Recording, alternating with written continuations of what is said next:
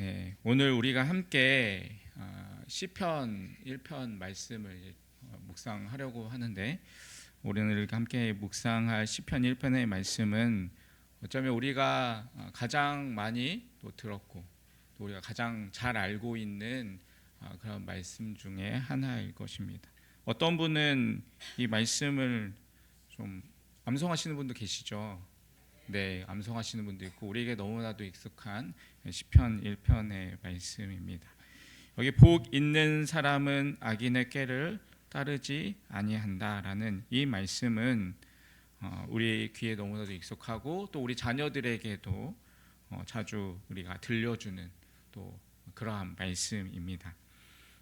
그런데 오늘 우리가 이 말씀 앞에서 한번 진지하게 한번 생각해 보기를 원합니다. 나는 정말 지금 이 복 있는 사람의 길을 내가 걷고 있는가? 나는 정말 복을 누리며 살아가고 있는가? 아니면 그 복을 쫓으려고만 따라가고 있는 그러한 삶은 아닌가? 정말 내가 복이라고 여겼던 것들이 정말 하나님이 말씀하신 그런 복과 같은 것인가? 우리는 한번 이 말씀 앞에 생각해 보아야 합니다. 여러분, 우리는 살아가면서 복을 받고 싶다라는 그러한 말을 많이 합니다. 그래서 우리의 기도 제목, 또 신앙 생활, 또 우리의 삶의 선택, 또 자녀 교육까지 이 복을 중심으로 돌아가는 것처럼 보일 때가 많이 있습니다. 하지만 우리는 복을 원하면서도 그 복이 어디에서 오는지를 진지하게 고민하지 않습니다. 복을 주시는 분이 누구인지, 또 복 받는 삶의 태도가 무엇인지, 또 복 있는 사람이 어떠한 사람인지를 묻고 생각하기보다 그저 그냥 이 복이 나에게 오기만을 그렇게 원하고 있지는 않으십니까? 그래서 오늘 말씀은 우리의 영혼을 멈춰 세우며 이렇게 묻고 있습니다. 정말 너는 복 있는 사람인가? 정말 복 있는 길을 걷고 있는가? 그 복은 어디에서 왔고 또 누구로부터 오는 것인가? 시편 1편 1절에서는 단호하고 분명하게 말을 하고 있습니다. 바로 복 있는 사람은이라고 말을 하고 있습니다. 여기서 복은 어떠한 단순한 감정이나 상황의 안전을 말하는 것이 아닙니다. 하나님과의 바른 관계 속에 있는 자를 의미합니다. 그는 외적으로 고난이 있어도 또 내적으로 흔들리지 않는 그러한 사람입니다. 그는 세상이 말하는 이 복의 기준과는 다르게 하나님 앞에서 복이 있다라고 인정을 받는 사람입니다. 성경은 이렇게 우리를 나눕니다. 복 있는 사람과 그렇지 않은 사람, 또 의인의 길과 악인의 길, 형통과 생명 또는 멸망과 사라짐입니다. 여러분, 이 삶은 우리의 삶 가운데 실제로 벌어지는 영적 현실입니다. 그리고 중요한 것은 우리가 지금 그 두 길 위에 중에서 어느 길 위에 우리가 서 있는가라는 것입니다. 이렇게 되면 우리는 이러한 생각이 또 들 수 있습니다.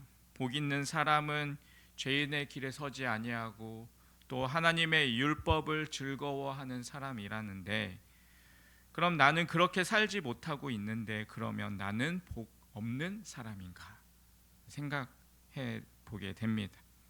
여러분, 그렇습니다. 우리는 시편 1편의 기준으로 볼 때 늘 복 있는 자로 살지 못했습니다.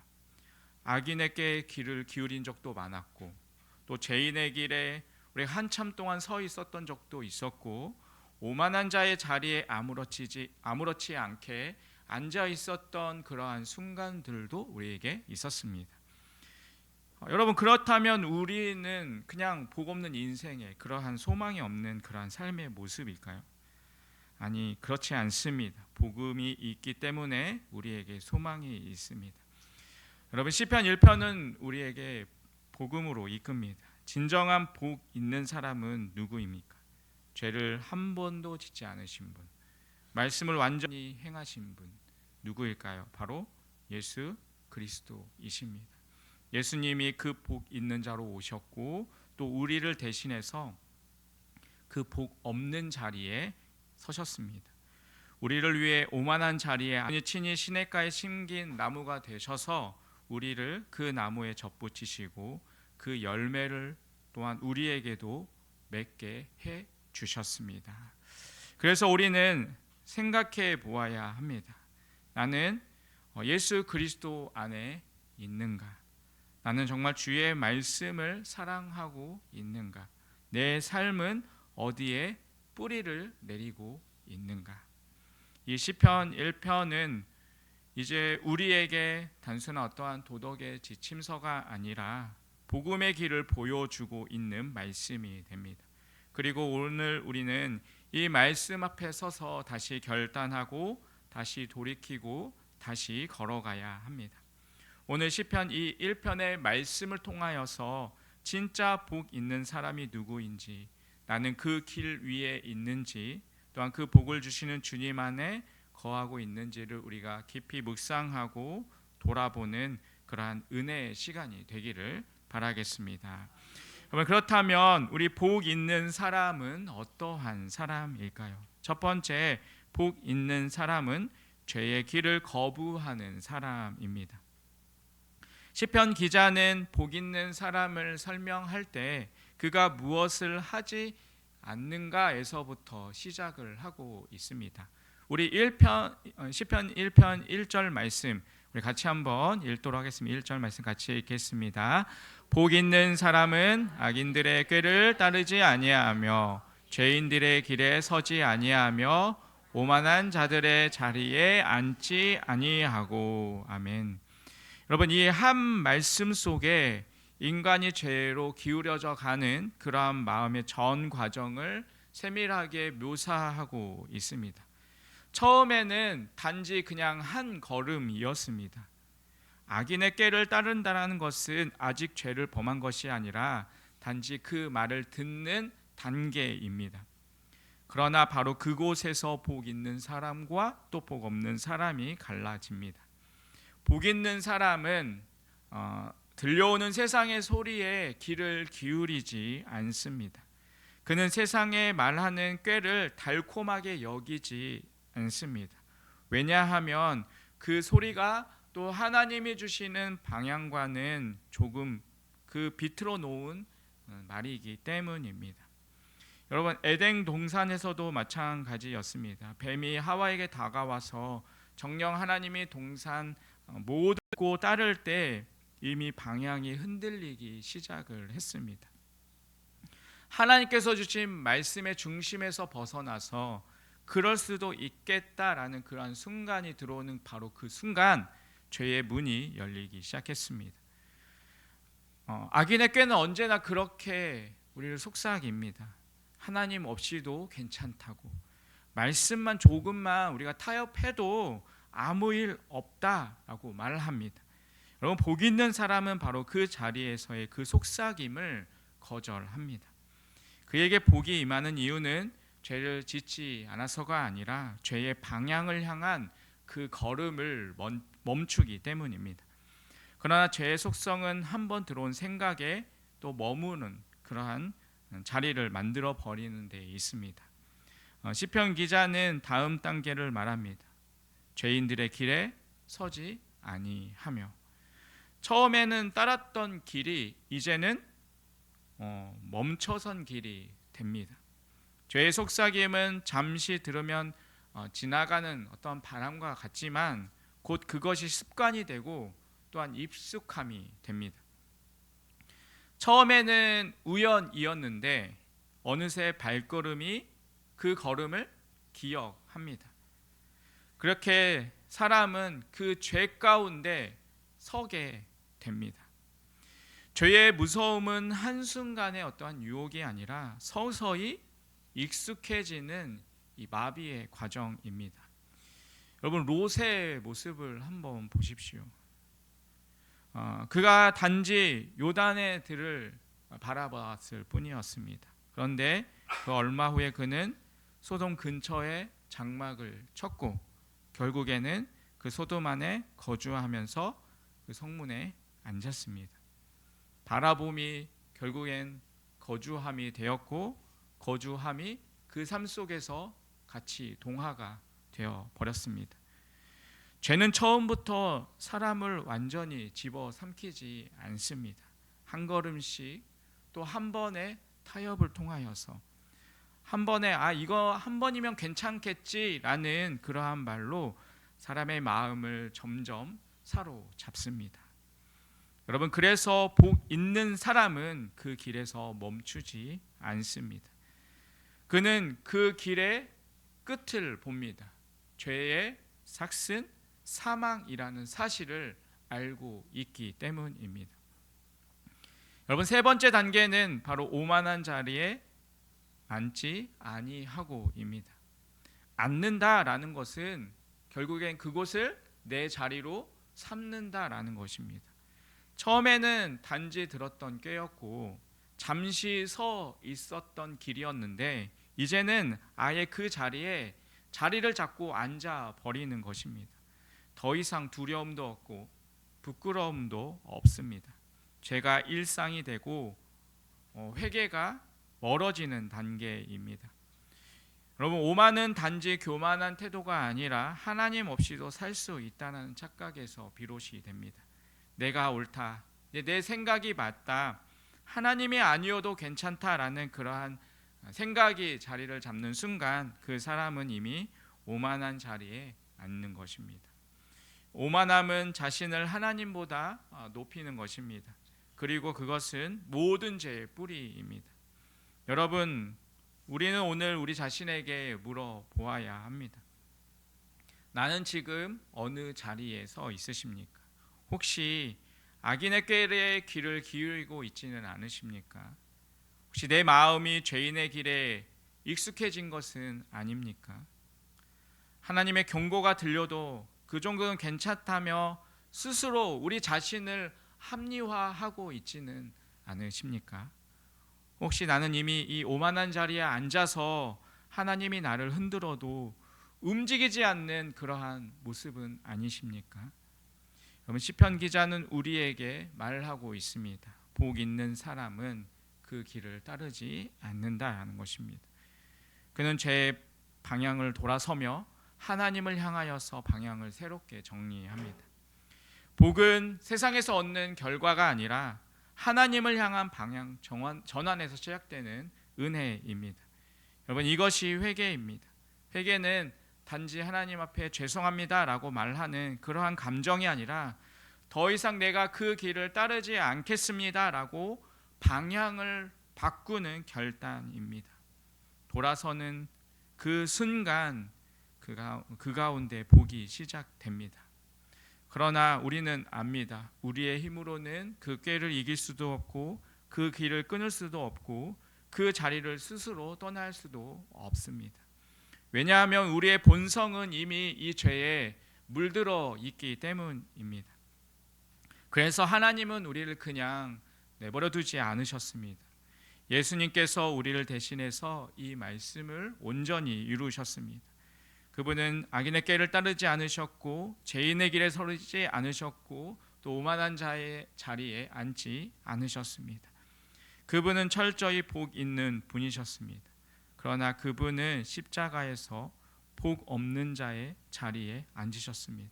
조롱받으셨고 버림받으셨고 죄인의 자리에 대신 앉으셨습니다. 왜 그렇습니까? 복 없는 우리를 다시 복 있는 자리로 앉히시기 위함입니다. 그분이 십자가에서 자리를 바꾸셨기에 이제 우리도 다시 일어나 하나님께로 돌아설 수 있습니다. 여러분 복 있는 사람은 죄를 이긴 사람이 아니라 예수 안에서 죄의 자리를 떠난 사람입니다. 여러분 혹시 지금 여러분의 삶에도 죄의 속삭임이 들려오고 있으십니까? 이 정도는 괜찮아. 다 그렇게 살고 있다라는 그러한 세상의 목소리가 우리에게 익숙하게 들리고 있으십니까? 여러분, 그때마다 기억하시기 바랍니다. 복 있는 사람은 바로 그 자리를 거부하는 사람입니다. 그는 예수의 은혜로 그 길에서 돌아서는 사람입니다. 그리고 하나님은 그 한 걸음을 귀하게 여기십니다. 그 한 걸음이 바로 복의 시작입니다. 그 한 걸음이 또한 생명의 길입니다. 우리 그 한 걸음이 오늘 우리의 구원의 자리입니다. 오늘도 우리가 이 죄의 길을 거부하고 주님의 말씀에 반응하며 회개의 길에 돌아서고 복 있는 사람으로 살아가는 그런 우리의 삶이 되시기를 간절히 주님의 이름으로 축원드리겠습니다. 여러분, 두 번째로 복 있는 사람은 하나님의 말씀을 즐거워하는 사람입니다. 여러분, 복 있는 사람은 죄의 길을 거부하는 것에서 그치지 않습니다. 그는 단지 악을 피하는 사람이 아니라 선을 붙드는 사람입니다. 그는 무엇을 멀리 하느냐만큼 또한 무엇을 가까이 하느냐라고 정의가 되고 있습니다. 시편 기자는 2절을 통하여서 이렇게 고백합니다. 우리 2절 말씀 같이 한번 읽겠습니다. 2절입니다. 오직 여호와의 율법을 즐거워하여 그의 율법을 주야로 묵상하는도다. 아멘. 여기에서 오직이라는 말이 중요합니다. 복 있는 사람의 관심과 열정은 한 방향으로 모여 있습니다. 그는 오직 하나님의 말씀을 즐거워합니다. 그것은 어떠한 의무감이 아니라 기쁨이고 부담이 아니라 생명입니다. 그에게 있어서 하나님의 말씀은 억지로 하는 어떠한 숙제가 아니라 스스로 찾아 읽고 붙드는 기쁨의 셈입니다. 여기서 우리는 먼저 질문해 보아야 합니다. 나는 무엇을 즐기고 있으십니까? 여러분, 사람은 누구나 이 즐거워하는 것을 따라서 살아갑니다. 어떠한 사람들은 돈을, 또 어떠한 사람들은 명예를, 또 어떤 사람들은 관계를, 또 어떤 사람들은 세상의 즐거움을 따라서 즐거워하고 있습니다. 여러분, 오늘 하루 중에 내가 가장 많이 시간을 들이는 것이 무엇입니까? 내가 피곤할 때 나의 마음이 먼저 향하는 곳이 어딘지, 여러분, 그것이 바로 내가 즐거워하는 것입니다. 여러분, 그렇다면 나의 즐거움은 정말 하나님의 말씀이십니까? 아니면 그 외의 것들입니까? 시편 1편에서 말하는 복 있는 사람은 단순히 그냥 성경을 읽는 사람을 말하는 것이 아닙니다. 바로 말씀을 즐거워하는 것입니다. 즐거워하기에 읽고, 즐거워하기에 그것을 붙들고, 즐거워하기에 주야로 되새기는 것입니다. 물론 묵상한다는 말은 히브리어 뜻으로 조용히 생각한다라는 의미만을 가지고 있는 것이 아니라 입으로 중얼거리며 반복되고 되새김질하듯이 곱씹는 그러한 것을 말하고 있습니다. 그러니까 마치 사슴이 이 물가에서 혀로 천천히 이 물을 머금듯이 하나님의 사람은 그 말씀을 그 입에 담고 또 마음에 품고 하루 종일 생각하고 삶 속에서 적용하는 삶을 살아가는 것입니다. 하나님께서 이 여호수아에게 주셨던 말씀이 있습니다. 여호수아서 1장 8절에 보면 이렇게 말씀하십니다. 이 율법책을 내 입에서 떠나지 말게 하며 주야로 그것을 묵상하여 그 안에 기록된 대로 다 지켜 행하라. 그리하면 내 길이 평탄하게 될 것이며 내가 형통하리라 라고 말씀하십니다. 여러분, 형통의 비결은 환경의 변화가 아니라 바로 말씀과의 거리에서부터 시작이 됩니다. 여러분, 하나님의 사람이었던 이 다윗은 평생을 하나님의 말씀을 붙들고 살아갔던 말씀의 사람이었습니다. 여러분, 다윗은 왕이었습니다. 수많은 군사와 부하들이 있었고 또한 화려한 궁전에서 살아가면서 연회도 열었습니다. 하지만 그의 기쁨은 세상의 그러한 것들이 아니라 바로 말씀에서의 주는 기쁨이 있었습니다. 말씀을 들었을 때 그는 기뻐했고 말씀을 붙들며 그는 살아갔고 말씀을 어겼을 때 그는 그 철저히 하나님 앞에 회개하며 눈물을 흘렸습니다. 여러분, 그런데 오늘날 우리의 모습은 어떠하십니까? 여러분, 우리가 하루에 이 스마트폰은 몇 번씩 우리가 열어보지만 여러분, 이 성경 말씀은 며칠에 한 번이나 열어보고 있으십니까? 여러분, 우리가 세상의 말은 열심히 귀를 기울이는데 하나님의 말씀은 어색하고 또 멀게 느껴지지는 않으십니까? 여러분, 지금 내 영혼이 어디에 뿌리를 내리고 있는가 우리는 한번 내 자신에게 물어보고 생각해 보아야 합니다. 하나님의 말씀을 즐거워하지 못하는 영혼은 결코 하나님이 주시는 평안과 생명을 누릴 수 없습니다. 왜냐하면 그 사람은 세상의 것들로 목마름을 채우고 있기 때문입니다. 그러나 복 있는 사람은 날마다 말씀을 갈망하며 이 목마른 사슴처럼 주님을 찾습니다. 그래서 그는 새벽에도 말씀을 펴고 또 밤에도 그 말씀을 되새기며 잠자리에 듭니다. 그 말씀의 위로를 얻고 그 말씀의 길을 찾으며 그 말씀의 인생을 걸며 살아갑니다. 여러분, 예수님께서도 이 땅에 계실 때 하나님의 말씀으로 사셨습니다. 광야에서 사탄이 유혹할 때 예수님은 논리나 어떠한 기세로 싸우지 않으셨습니다. 예수님은 기록되었으되라는 그러한 말씀으로 그 모든 유혹들을 물리치셨습니다. 예수님께서는 마태복음 4장 4절을 통해서 이렇게 말씀하십니다. 사람이 떡으로만 살 것이 아니요 하나님의 입으로 나오는 모든 말씀으로 살 것이라 라고 말씀하셨습니다. 예수님의 삶은 말씀에 순종하는 삶이었고 그분의 사역은 말씀을 전파하는 사역이었고 그분의 십자가는 말씀을 이루는 또한 자리였습니다. 여러분, 복 있는 사람은 이 말씀에 생명을 거는 사람입니다. 그는 말씀을 사랑하고 또 그 말씀을 따라 순종하며 그 말씀을 붙들고 하루를 시작하고 마무리하는 사람입니다. 오늘 우리의 마음은 어디를 향하고 있으십니까? 무엇을 즐거워하며 여러분 무엇을 사모하며 살아가고 있으십니까? 복 있는 사람은 주야로 말씀을 묵상하며 그 말씀을 삶의 기준으로 삼고 하나님의 음성에 민감하게 반응하며 살아가는 사람입니다. 여러분, 오늘도 그 하나님의 말씀을 즐거워하고 주야로 묵상하며 그 말씀에 뿌리 내리는 복 있는 사람으로 살아가는 그러한 우리 모두의 삶이 되시기를 간절히 주님의 이름으로 축원드리겠습니다. 여러분, 마지막으로 복 있는 사람은 열매 맺는 삶을 살아갑니다.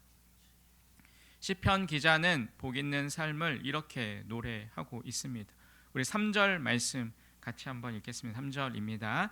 그는 시냇가에 심은 나무가 철을 따라 열매를 맺으며 그 잎사귀가 마르지 아니함 같으리니 그가 하는 모든 일이 다 형통하리로다. 아멘. 한 줄기 이제 시냇물이 흐르고 있고 그 곁에 깊이를 뿌리 내린 나무 한 그루가 있습니다. 계절이 바뀌어도 또 날이 가물어도 그 나무는 이 시냇물에서 생명을 끌어올리기에 메마르지 않고 철을 따라 열매를 맺게 됩니다. 시편 기자는 그 모습을 가리키며 바로 복 있는 사람의 삶이 바로 이러하다라고 말하고 있습니다. 여러분, 말씀에 뿌리를 깊이 내린 사람은 열매 없는 인생이 아닙니다. 그는 열매를 맺습니다. 그러나 그 열매는 겉으로 보기에 크고 화려한 열매만이 아닙니다. 그 열매는 사람의 눈에 쉽게 보이지 않을 수도 있고 속도가 빠르지 않을 수도 있습니다. 그러나 그 열매는 하나님의 뜻 안에서 반드시 열매 맺는 열매이고 그 열매는 생명을 살리고 공동체를 세우고 하나님께 영광을 돌리는 열매입니다. 여러분, 그렇다면 복 있는 사람은 여러분 어떠한 열매를 맺을까요? 성경은 그 열매를 성령의 열매로 분명하게 말해주고 있습니다. 갈라디아서 5장 22절 23절에 보면 오직 성령의 열매는 사랑과 희락과 화평과 오래 참음과 자비와 양성과 충성과 온유와 절제니라고 말하고 있습니다. 말씀의 뿌리를 내린 사람은 그 말씀을 통하여서 자기 중심적인 이 사랑에서 이타적인 사랑으로 열매를 맺습니다. 불안과 염려가 넘치는 이 세상 속에서 하나님으로부터 오는 기쁨과 또한 평안의 열매를 맺습니다. 또 쉽게 분노하고 판단하고 공격하는 이 시대에 오래 참음과 자비와 온유함으로 열매를 맺습니다. 여러분, 그 열매는 내면의 변화로부터 시작이 되지만 결국에는 관계와 말 그리고 행동과 결정 속에서 드러나게 됩니다. 여러분, 예를 들어서 누군가의 말을 정죄하듯이 받던 내가 이제는 사람을 품고 기도하게 되는 것, 여러분, 그것이 사랑의 열매입니다.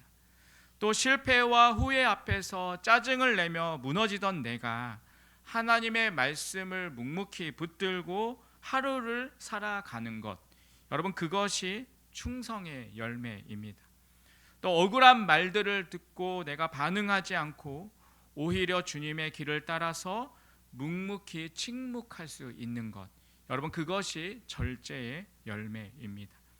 여러분, 복 있는 사람은 바로 이 열매들의 삶의 자리에서 맺어 나가게 됩니다. 우리 가정에서, 우리 직장에서, 또한 우리 교회 공동체 안에서, 때로는 갈등 자리에서, 또 고난의 시간 속에서 그는 그 안에서 말씀을 묵상하고 그 말씀이 그의 내면을 다스리고 그 내면이 또한 외적인 삶을 이끌어 하나님이 기뻐하시는 열매를 맺어냅니다. 우리는 성경에서 이러한 열매 맺는 삶의 모습을 수없이 보게 됩니다. 여러분, 요셉은 억울함과 버림받음의 시간을 지나면서 원망 대신 용서의 열매를 맺었고 자기를 팔았던 형제들을 향하여서 당신들이 나를 이곳에 팔았다고 해서 근심하지 마소서라고 말하며 하나님이 생명을 구원하시려고 나를 먼저 보내셨나이다 라고 고백을 하는 것을 볼 수가 있습니다. 그의 삶에 맺힌 용서와 이 신뢰의 열매는 한 민족을 살리는 통로가 되었습니다. 그리고 스데반은 돌에 맞아 죽는 그 순간에서도 주여 이 죄를 그들에게 돌리지 마옵소서라고 말하며 중보의 열매, 또 용서의 열매, 사랑의 열매를 남겼습니다. 그가 흘린 피의 자리 이후에 이제 사도 바울이 복음의 사도로 자라나게 되었습니다. 여러분, 복 있는 사람의 열매는 단지 그 한 사람의 만족에서만 끝나는 것이 아닙니다. 그 열매는 또 다른 사람의 생명을 살리게 됩니다. 또한 그 열매는 공동체를 세우게 됩니다. 그리고 그 열매는 예수 그리스도의 향기를 드러내게 됩니다. 그리고 중요한 것은 그 열매는 철을 따라 또한 때를 따라 맺힌다라는 것입니다. 지금 당장 눈에 보이지 않는다고 해서 여러분 낙심하지 마십시오. 지금은 여러분 뿌리를 내리는 시간일 수 있습니다. 지금은 하나님이 내 내면을 준비시키는 그러한 계절일 수 있습니다. 중요한 것은 내가 이 말씀에 뿌리를 내리고 있는가라는 것입니다. 뿌리가 살아 있으면 여러분 반드시 열매를 맺게 되어 있습니다. 그리고 하나님께서는 우리 각자의 삶에 우리 각자에게 맞는 열매의 계절을 예비해 놓고 계십니다. 그리고 이 모든 열매 맺는 삶의 본이 되시는 분 바로 예수 그리스도이십니다. 그분은 땅에 떨어진 하늘의 미랄처럼 자신의 생명을 십자가에 심으셨고 또 그 십자가의 죽음으로 인해서 온 인류를 구원하는 영원한 생명을 맺으셨습니다. 예수님은 요한복음 15장에서 15장 7절 8절을 통해서 이렇게 말씀하십니다.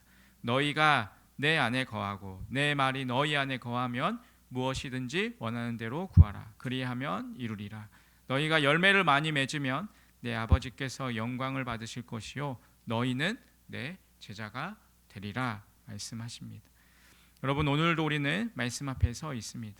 내 삶에 지금 맺고 있는 열매는 무엇이십니까? 나는 지금 누구를 살리고 있고 무엇을 말하고 있고 어떠한 향기를 풍기고 있으십니까? 복 있는 사람은 말씀에 깊이 뿌리를 내리고 철을 따라 열매를 맺고 그 삶 전체가 하나님의 기쁨과 영광이 되는 사람입니다. 오늘도 말씀에 뿌리를 내려 사랑의 열매, 기쁨의 열매, 인내의 열매, 자비와 온유와 절제의 열매를 맺으며 주님과 동행하는 삶을 살아가는 우리 모두가 되시기를 주님의 이름으로 간절히 축원드리겠습니다. 여러분, 시편 1편은 단지 복 있는 사람에 대한 아름다운 묘사로 끝나지 않습니다. 시편 기자는 이제 시선을 돌려서 복 있는 삶과 그 마지막을 선명하게 보여줍니다. 우리 4절 말씀 같이 한번 읽겠습니다. 4절 말씀입니다. 악인들은 그렇지 아니하며 오직 바람에 나는 겨와 같도다. 아멘. 여러분, 지금 복 있는 사람은 신학가의 뿌리 깊은 나무와 같지만 악인은 뿌리도 없고 무게도 없고 생명도 없는 겨와 같다라고 말합니다. 여러분, 겨는 알곡을 거둔 뒤에 남은 껍데기입니다.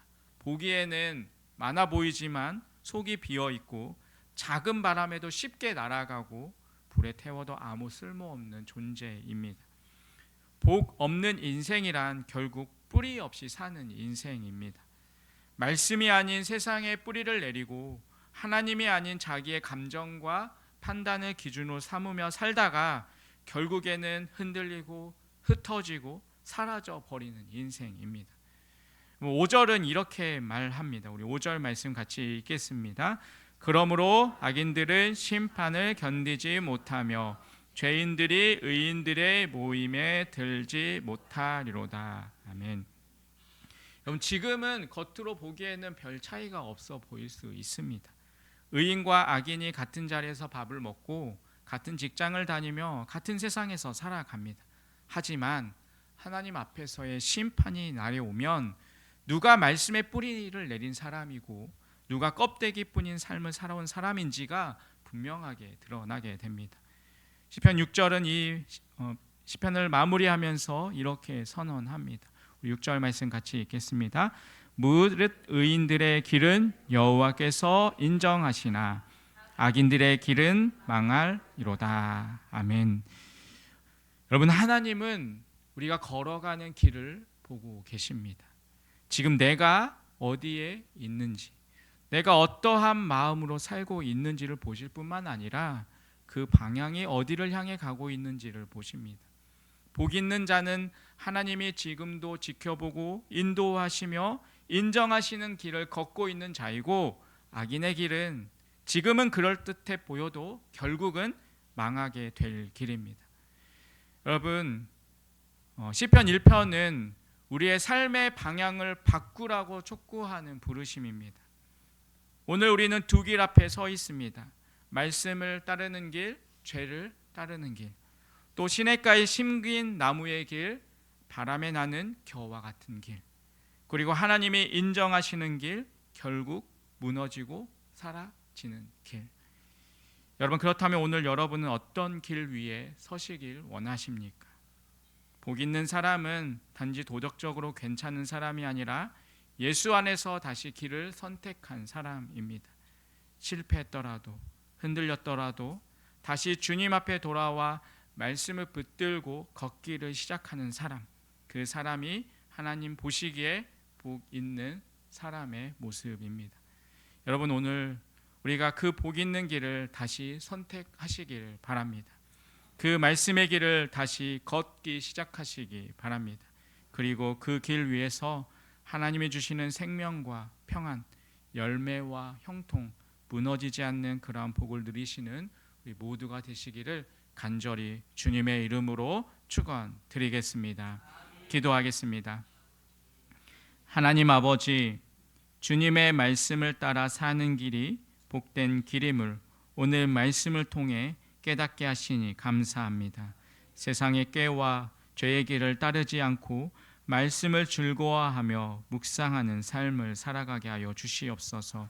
주의 말씀에 깊이 뿌리내려 철을 따라 열매 맺는 인생이 되게 하시고 영원히 인도하시는 의인의 길을 끝까지 걸어가게 하여 주시옵소서. 예수 그리스도의 이름으로 간절히 기도드립니다. 아멘.